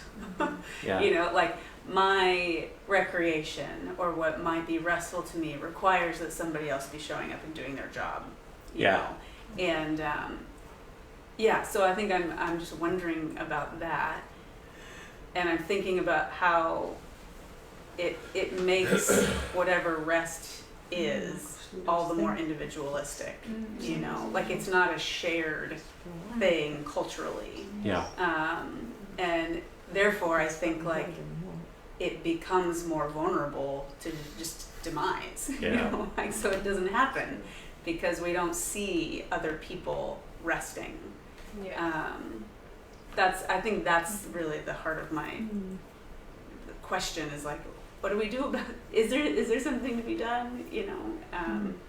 Yeah, I mean, I think that's maybe, yeah, partly what laws on employment are supposed to be about. You know, you only have a full-time job is only so many hours a week, and so you should be protected from working too much, and you should have some kind of day off from your job. I think that's something we should fight for. I don't think necessarily we should fight for everything being closed on Sunday. I don't think that. I mean, yeah, like firefighters, there's things that it's important to have open. We live in a different time, and so. But I do think ensuring that people have a weekly rest is something we should fight for people and ensure. But that does pose problems when we don't all share the same day. Then it can get lost, and we don't have the same common goods sometimes. Marty. Well, there was an organization, and this was back when we lived in England, so this was quite a while ago. I don't know what became of it. It was a Christian organization called Jubilee something, and a guy named Michael Schluter, Englishman, and they actually did a lot of really. They didn't do this they didn't advertise themselves as Christians, but they had a huge campaign in Britain called Keep Sunday Special. Not holy, not church, but their argument was for shopkeepers, for people that shopkeepers should not have to work. They pushed the whole thing of it should be a family day, it should be a day to see your neighbors, to see your family, and actually they had some real success for some years in Britain, and I don't know what's become of that. But it was very much with, you know, for their theology was very much creational. This is a good thing for all of society, not just for Christians. And so they framed it that way. Yeah. And they really had quite a lot of success. For a while, I don't know what's become of it. But I also think of just, you know, when we were in Switzerland, we didn't live there like you did for a long time, but the pattern of, you know, shops all closed down totally, for, yeah. I mean, I don't know if that's still the case, but closed down for a long lunch time, you know? Yeah. And I remember being frustrated because I was there for such a short time, and I was going to be in Switzerland only for this. I only had this one day before catching a plane home. So we were there for the meetings, and I needed to get to these stores in Aigle, and they were on their lunch break, which was 2 hours. Yeah. And in fact, I went to buy a watch from Monsieur Moret, I think his name was somebody, friend of Labrie. And I got there just as he was closing for lunch, and he said, "Oh, come home and have lunch with us." Yeah. It was just such a different culture. It was so lovely. They invited us home, and we had lunch with them for 2 hours. Then I went back and bought my watch. But I'm just thinking, I don't know how you get that in America today. Yeah. But there are pockets. And it's helpful to see that it's possible. Yeah, and right. that it can be great. And things don't fall apart. I mean, Switzerland's very organized. Very organized. Nothing's falling apart in Not Switzerland, at all. it seems. Yeah. But it's frustrating, but then you're like, oh yeah, we don't have to work all the time. We can take breaks. Things can be closed. Can go home. And Joshua, and then, yeah. I was just gonna throw back your comment. I don't have an answer on this, or like definitive, or anything. I mean, it might not be a big surprise. I did not grow up playing sports, but No, I think of like, I just after thinking about it for a little bit, I thought about when Kobe and Gianna Bryant, you know, and those others died on the plane. Like, they had just gone to mass that morning. Like, and for him, it was like, if she was gonna play basketball, like, they were still going to church. Like, it wasn't like an either or. And just knowing how this principle of like, it's not necessarily just this day, but it's like, we're not going to forsake gathering, we're not going to miss the sacraments. And yeah, I don't know. I mean, as tragic as that was, there's, to me, something has just stuck with me. They're like, they were just coming from mass, and like, they were where they were when the helicopter went down, because he said, we're going to church. And that was like part of the Bryant, you know, family approach. And I think there's ways. My dad is also a pastor and struggled with. I mean, I didn't know this growing up, but he told me this later. Like, just struggled with parishioners who, yeah, their kids are like 10, and then they're in soccer, and then they're in baseball, and then they're gone, and like the family's gone, and because the priority is put like just there. And yeah, I don't know, there's a sense where so many things are in a home are caught more than they're taught. And I think from early on, when I have nothing to back this up besides anecdotal or my anecdotes or assumptions, but yeah, when dad's like, don't really go to church, or they go to church but they're not really there, and then it's like, rush home so they can watch the game. That culture in the home is like, what matters is the game. Like, and then yeah, I think kids pick up on that. Like, what matters are these things. And so I think there's potentially ways to find how to do it. I mean, I actually really respect y'all's parents saying like, nope, we're going to church. But I don't know, I just do wonder if there are ways to sort of say, this is our priority, and if we're going to do this, we're not losing this. This is not an either or thing. But, or sorry, maybe it is an either or, if like we're not letting go of church. We're not letting go of forsaking together. And I don't know, that was just a thought on that. But again, I don't have maybe Lily will play sports. I'm not anticipating Jacob on Sunday sports, but oh, okay. No, go ahead. I was gonna take it I just had a different, well, I wouldn't mind just even hearing more, if you have any more to say. I love what you did with Genesis, pulling that out, the temple imagery, the sevens, all of that, and even how we've talked a bit about, you know, the tohu vavohu and all of that. Yeah, I was just just sort of on if there is anything else, any other things you'd want to say to connect that reading of Genesis with the creation ex nihilo, just other things maybe you want to see or say. If there's not, it's no big deal. I was just curious about that.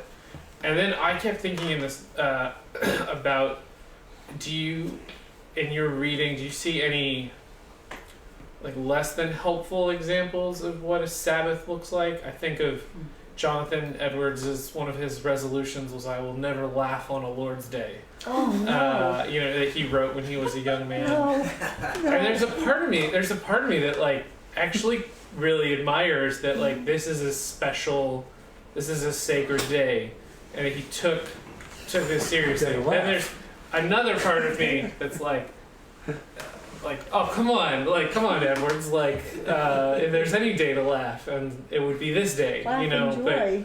But I don't know if that's sort of New England Puritan culture. I don't know what that was. I don't know his context super well. But so one, just if you have any more thoughts on the creation, like the tradition, like kind of you said, like a canonical reading is creation ex nihilo. Any ways you would put that in conversation with this like formal? But if not, I'm just curious to hear more, because this is an interesting thing to me. But if there's nothing more to say, I'd love to also then hear on the other more practical, what are not good examples of people, or less than helpful examples of folks who have tried to do a Sabbath, but maybe have done it in ways that are missing some of the heart of Sabbath. I'm just curious. Yeah, I probably don't have a ton to say on the creation ex nihilo. I think a lot of people who are emphasizing this, hey, there was the formless void, water. Oh wait, creation nihilo, we're throwing that out now. And just because that's true, I don't think you need to throw out creation ex nihilo. I think you can still have that and still have God's working with this stuff and doing something with it. We don't know exactly how it got there, but still trust that God called it into existence. But I don't. Yeah, I don't think that's the. There's lots of things being said in Genesis, I think. Yeah. And so but I do think the broader, if that's not as clear in Genesis as it used to be, it's still clear in other parts of Scripture for me that talk about creation ex nihilo. Can you just say what that means in case somebody doesn't know what ex nihilo means? So creating out of nothing. nothing. So, like Hebrews has the phrase or the verse, we know that the worlds were created out of. It doesn't say creation ex nihilo. Yeah, like invisible things. Yeah, what was made out of things that weren't visible. And certainly, the bigger picture of Scripture is everything. He made everything. He made everything. There's nothing eternal but Him. So, I still have a strong sense of creation ex nihilo in my thinking from other passages. But the strongest passages for me aren't necessarily that early. If I didn't have those other passages, I don't know if I would have a strongest sense of creation ex nihilo. Yeah, just from Genesis. Genesis 1. I have it from other passages. Yeah. So with those other passages, I reread Genesis in a little different light. But then your other question was about practically the just because sometimes people can become in the same way that maybe the Pharisees were becoming pretty rigid on what a Sabbath looked like, and I think there's been a rediscovery of Sabbath in the last, for evangelicals-ish people in the last 15 years or 10 years. I'm just curious if you, in your reading, saw things that were less helpful as practices or less helpful approaches, or I think I do have sometimes a struggle of a serious time with God, but then hopefully a place for laughter. And like God says, I think it's in Isaiah that, if you're going to I want you to call my Sabbath a delight. And so if that's missing, I think we're missing out on Sabbath. The whole language of Genesis is a language of delight. When God saw that it was good, that's a language of delight. It's a language of God seeing. It's not just good, it could be translated as beautiful too. God admiring, delighting in what He's made in the works of His hands. That should be part of our Sabbath, whatever that looks like. So celebration, I would want to err more on celebration. I think that's even more of the tone of the New Testament, celebrating. So champagne for breakfast. That was NT, right? But Jonathan Edwards, I know he it was 100 or 2 resolutions he had, right, when he was that young. So he was a very serious man, but I think he maybe lightened up a little bit. I think that's the pre-conversion. Did he chase congregants away with how strict he was about the Sabbath? I feel like there's some story about his congregation diminishing in half because they were I don't know. You're too serious. I don't know. But I just remember reading when we were reading the Laura Ingalls Wilder books, Little House on the Prairie, those books. Oh my gosh, I forget which one, or maybe it was more books, but Sabbath was just agony for the kids. For her father particularly. Her father was a boy. It's in Little House in the Big Woods. Oh, and her horrible. father tells the story. We talked about this earlier this term. Her father, sort of gives a "you think it's bad now, when I was a boy" story about how he and his brothers had to sit on a hard wooden bench and practice with a Bible, reading their catechism. And then one Sabbath, just the evening before the Sabbath, they had finished this beautiful sled that they couldn't wait to try. Yeah. And they're sitting itching to try out their sled on perfect new snow, but they're with their catechism, and their father falls asleep and takes a nap, and they all sneak out and Blow for and freedom. hit the hill, The on the gospel. sled, but lo and behold, a big Doesn't black go well. pig wanders out of the woods and ends up with them on the sled and squeals. I mean, it's hilarious. Yes, I'm like, it is. okay, well, here's some space for laughter on the Sabbath. And they go sliding down the hill As long with as the Daddy pig didn't wake up. squealing, and their father wakened to witness all of it and then punish them. See, that's horrible. Oh. Your view of Yeah. I mean, it seems to me with Jesus, the Sabbath gets bigger and more surprising, and it's like things get flipped around, and that's something to laugh about. Like, not laugh at, but like incongruencies perceived, right? It's like, Yeah. whoa, the grace is that, you know? So Yeah. we should be laughing at the goodness of it all, and not. It seems to me if it becomes something miserable for children, it's Something's wrong. really wrong. Yeah. Really something wrong. really screwed up. Because Absolutely. particularly in the late 19th century, early 20th century, when you had sort of elite moralism like this, Yeah. it was part of them chucking the faith when they Yeah. grew up. Yeah, It was hugely serious. It wasn't just a little cutting out their a little bit of fun, but it was they associated something very grim with the gospel. Yeah, and I wonder maybe if we've swung from that and we're not the seriousness is gone now. Like, because I think it's an older generation that remembers this strictness of a Sunday. I mean, I'm sure it's still around, but I don't hear of that very much anymore. Sabbath is pretty loose for most people, and so I wonder. One of my friends was, I forget who it was even, but said that their parents had special toys that came out on Sunday. So they weren't allowed to play with them other days. This was Sunday because this is a day to have special fun and appreciate that's things. great. Especially, I mean, that doesn't last for that many years, but it's Great. it's the right idea. Yeah. Yep. Yeah, I think feasting on Sundays is how we should do it. That's, I know, in our church. That's it got killed with COVID, but it was a regular practice after the church. Break out the food. Let's celebrate. We're supposed to be festive.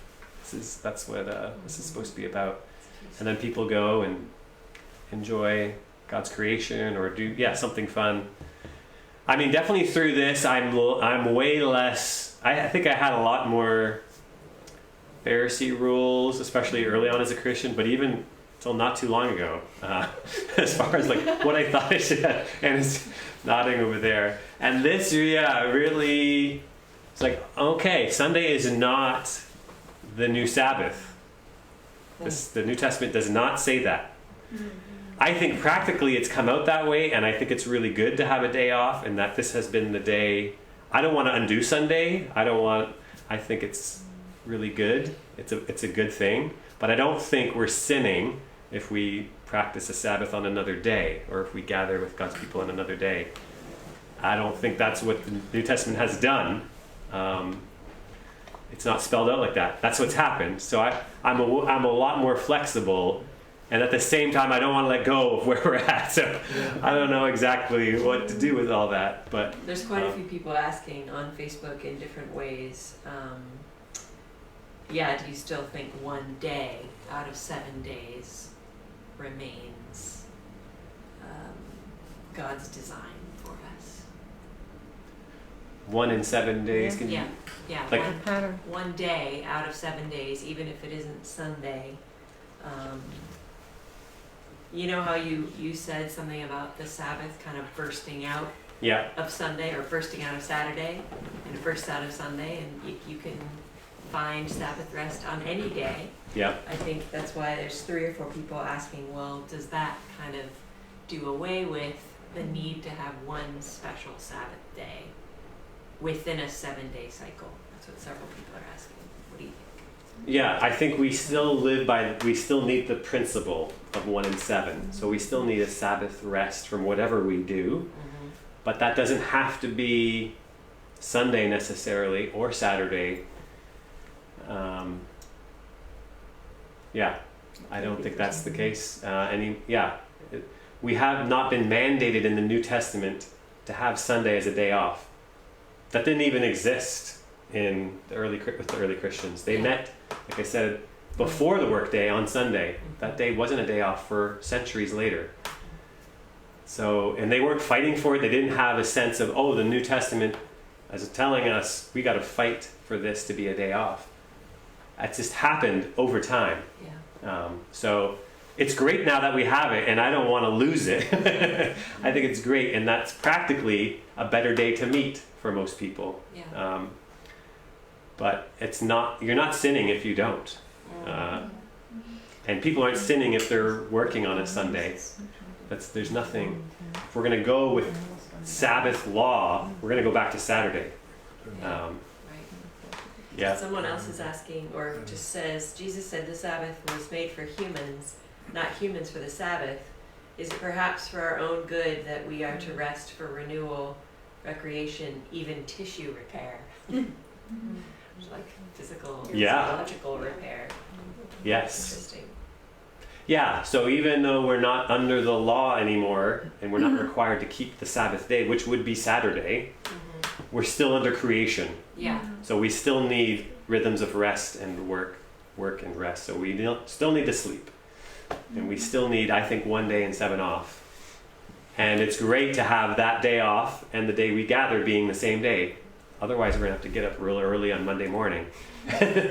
We could go back to that, but I don't think we need to. I have a question of my own. I'm just also in charge of these questions. I kind of wanted to ask it while Joshua was here because it's probably sort of a question for both of you, but I was thinking back to his lecture on the resurrection or on Holy Saturday, actually. And he talked about the kind of victory dance that Jesus did in hell, essentially. And I was just wondering how that relates to Jesus resting on Holy Saturday in your mind or in what you studied. Yeah, I don't think it's Friday night. Well, yeah, I mean, his body was laying there, but he wasn't in his body. He was in the realm of the dead. But, so yeah, it's not like everything perfectly matches to creation. I think there's enough to help you to see. There's clues that are given to say, this is a new creation. And yeah, Jesus was resting in one sense, but he was also going to the realm of the dead to spread his victory. But it wasn't like he was doing, in a sense, a new work. It was the outworking of his finished work. So he was just, it was like D-Day happened, and he was just bringing the victory into the first realm, which was the realm of the dead.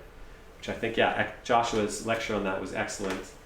He rearranged the geography of hell, which is, a really great lecture that he gave on that. But yeah, he wasn't totally resting. He was.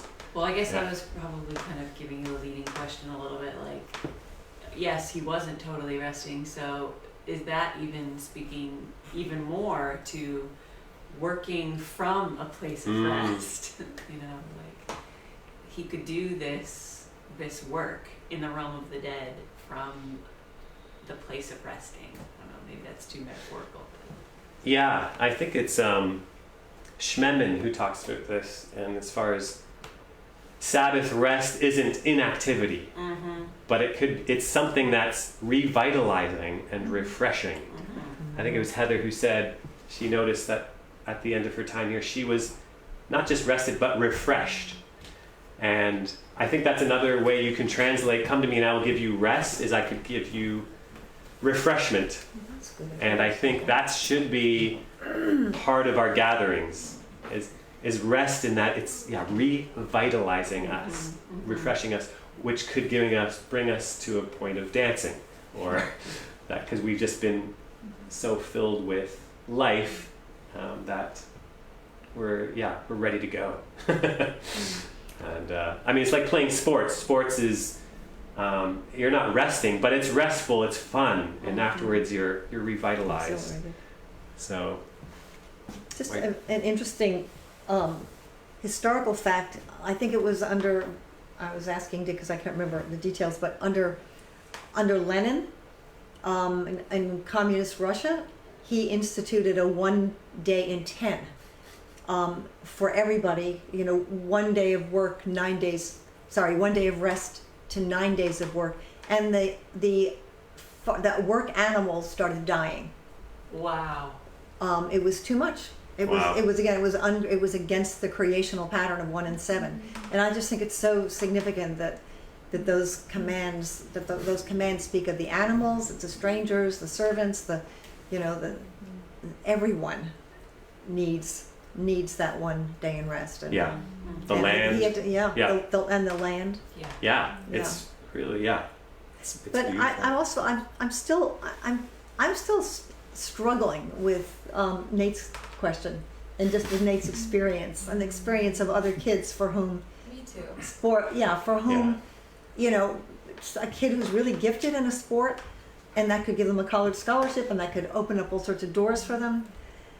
I'm just still struggling with that. And is there a way that churches could also maybe modify for these kids? In other words, I know a lot of Catholic churches have mass at different times, and you can go to mass at all sorts of different times of the day. You just wonder if there's some compromises or some way of organizing it so that a family with a kid like that wouldn't just do away with all meeting together and all worship, but be able to have it at a different time or something. I don't know. Large churches, a lot of them are able to do that now. Yeah, do large that. churches can do it, but Yeah. yeah. Esther's got something on that. I think just going off of that, though, there is something about Sabbath that is about depending on God to provide, like that 6 days is enough to do Yeah. what we need to do. Mm-hmm. Like with the manna, Yeah. like you were talking about. So if the question is like, will there be enough money for college if he doesn't have a scholarship? That's kind of maybe doing God's work for him. I mean, that's how I would see that. It's kind of having a scarcity mindset, I guess, that like we have to do it. We have to take all 7 days to do these kinds of things. So that's where I would kind of wonder about that. Like, is that again worrying that there's somehow not enough time in the 6 days to do the work? But it wouldn't just be about the money. It would be about the fun and the joy of Right. being on a team. Being on a team. Anyway, I don't know. Yeah, my struggle with it is when it is something that a child is quite passionate about or skilled at, or not skilled at, but loves. And I wonder, I was thinking about Joshua's comment about it being sometimes an either or. I feel like that's an easy path to like resentment toward, which it sounds like that wasn't either of your experience, which is good. But I think that when church becomes this like, it's Sunday morning and we're gonna get there whether we like it or not, and we're all getting out the door and it's happening because it's Sunday. For children who that's their experience from the beginning, and they're missing out on a space where they feel I don't know, just really alive and a lot of enjoyment.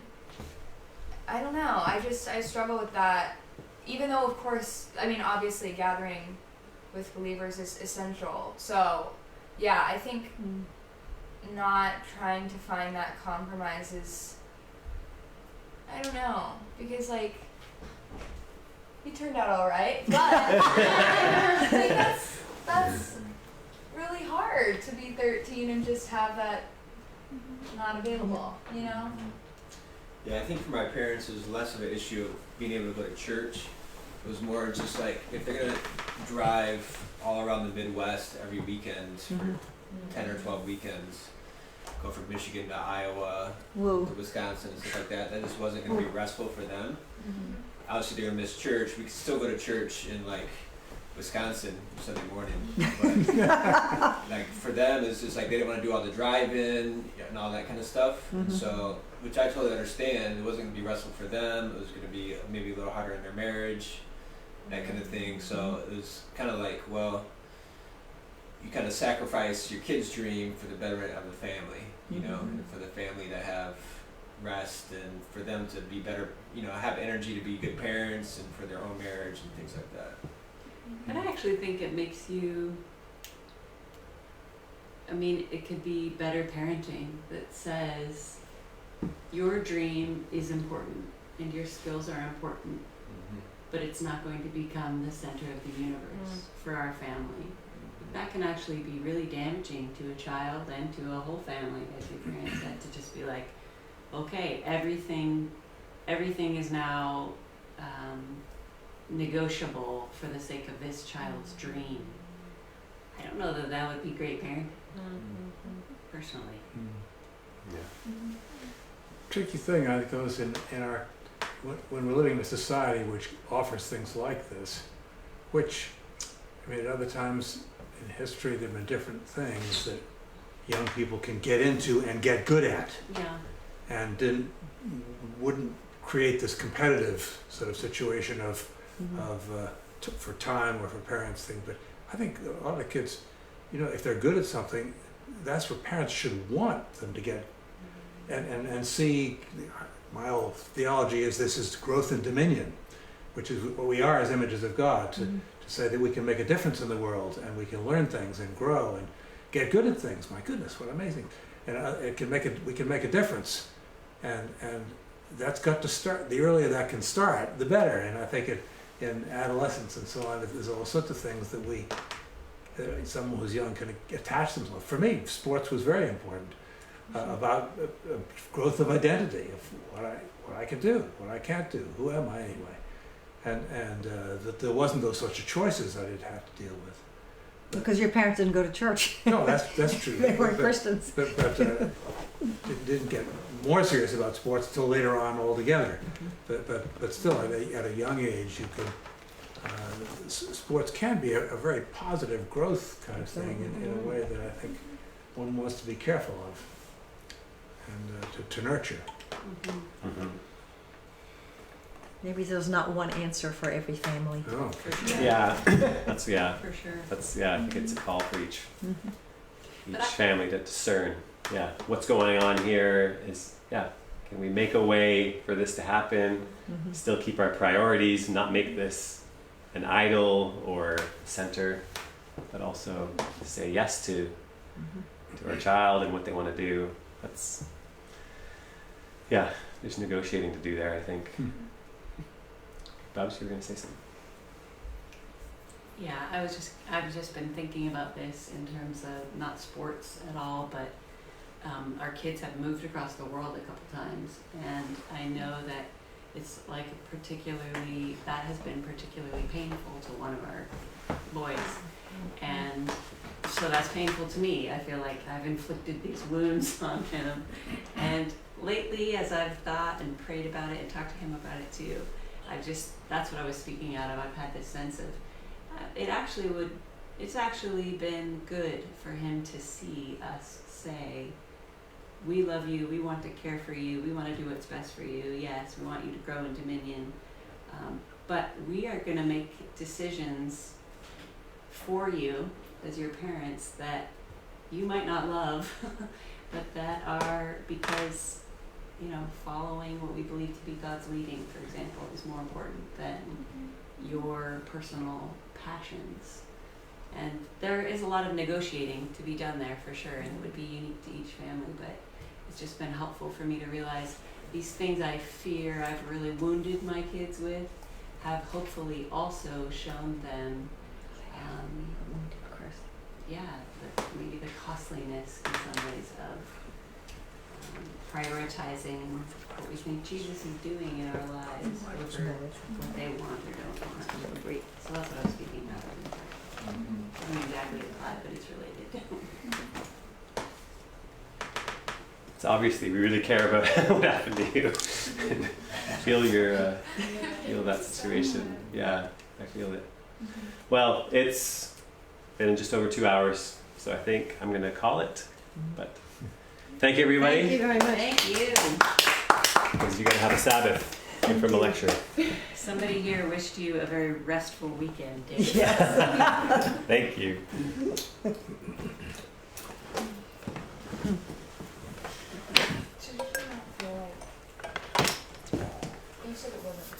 Let's turn off some of these lights. Who's Elliot?